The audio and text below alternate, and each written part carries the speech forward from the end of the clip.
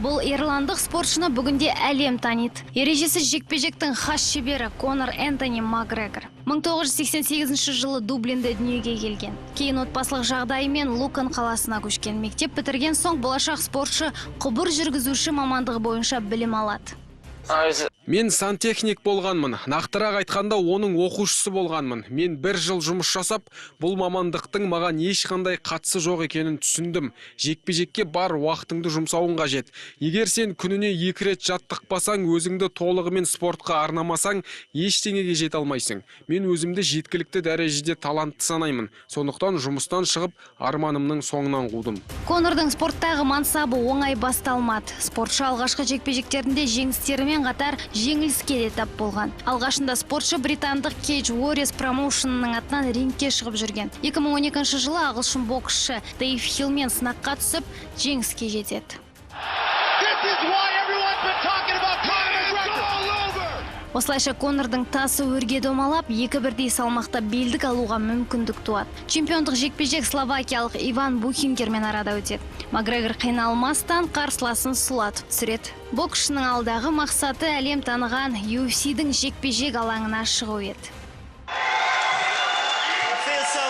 Бұл жеңістен кейін маған үлкен аренаға үлкен боксшылармен жекпе-жекке шығуға ұсыныс түседі деп ойлаймын, және соны күтіп жүрмін. Жақын арада Конорға ешқандай ұсыныс түсе қоймады. Мамандығы бойынша жұмыс жасаудан бас тартқан спортшының қалтасында көк тиыны болмаған. Алайда мұндай қиын сәтте оның жанында жұбайы Ди Девлин болған еді. Олар 2008 жылы түнгі клубтардың бірінде танысады. Арадағы тығыз қарым-қатынас махаббатқа ұласады. Бала кезінен еңбекқор болып өскен Ди жұбайының жеңіске жету үшін қолынан келгенді аямайды. Бұл кезде Конор бар уақытын жаттығу залында өткізетін. Ди оның диетасында қадағалап армандарына үлкен сеніммен қарады. 2013 жыл көптен күткен шақырту да келді. UFC президенті Дана Уайттың ұсынысымен Макгрегордың алғашқы жекпе-жегі өтті. Ирландиялық спортшының қарқыны қатты еді. Олай дейтін себебіміз атақты Маркус Бримейдж, Денис Сивермен сынды боксшылар Макгрегордың жұдырығынан кейін үлкен спортпен қош айтысты. Оның көмері ұлы спортшы Мухаммед Али болады. Оның кейбір жанкүйерлері бұған қарсылық білдірсе де, Конор Мухаммед Алиді үлгі тұтатынын үнемі айтып жүр. Тіпті Алиге еліктеп сөз шеберлігін де шыңдаған. Мен 2 жылдың ішінде барлық рекордты орнаттым. Алайда бұл оңай болған жоқ. Көп жұмыс жасадым. Мен тек жаттығу залындағы еңбегімді айтып тұрған жоқпын.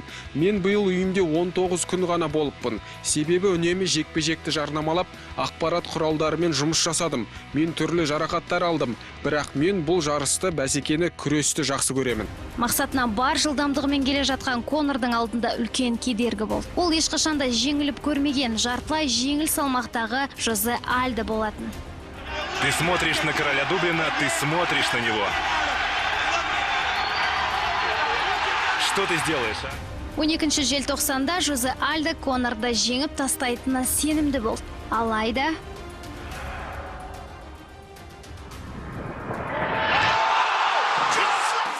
ирландық Конор тура 13 секундтың ішінде атышулы Жозе Альдоны нокаутқа түсірді. Макгрегордың есімі бұл жекпе-жектен кейін әлемге әйгілі болды.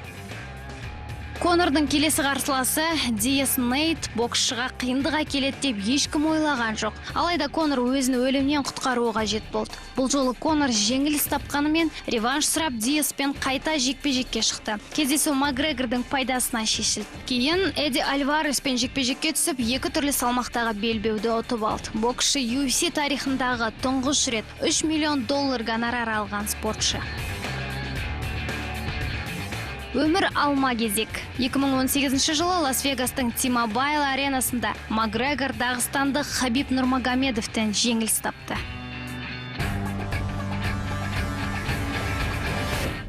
Бұл Ирландия халқы үшін ауыр соққы болды. Бүгінде Конор Хабибті реваншқа шақырғанымен Нурмагомедовтың жекпе-жекке шығуы екі талай. Жақында ғана Конор Дональд Серонемен сынаққа түсіп жеңіске жетті. Өкінішке орай бұл жеңісті көпшілік сатып алынған деп болжап отыр. Спортта жеңіс пен жеңіліс қатар жүреді. Бұл заңдылық. Десекте тарихта жеңімпаздар көп, халық қалаулылары аз. Конор Макгрегор ерекше харизмасымен, өзіне деген сенімділігімен, діттеген мақсатына жете білетіндігімен, жойқын энергетикасымен көпті мойындатты. Мұның бәрі күн сайынғы жаттығумен жылдар бойғы еңбекпен келетіндігін ескеруіміз қажет. Өмірдегі кез келген жетістіктің 99% еңбекпен келетіндігінің бұл тағы бір дәлелі болса керек. Балауса Амантайқызы, арнайы Қайырлы таң үшін.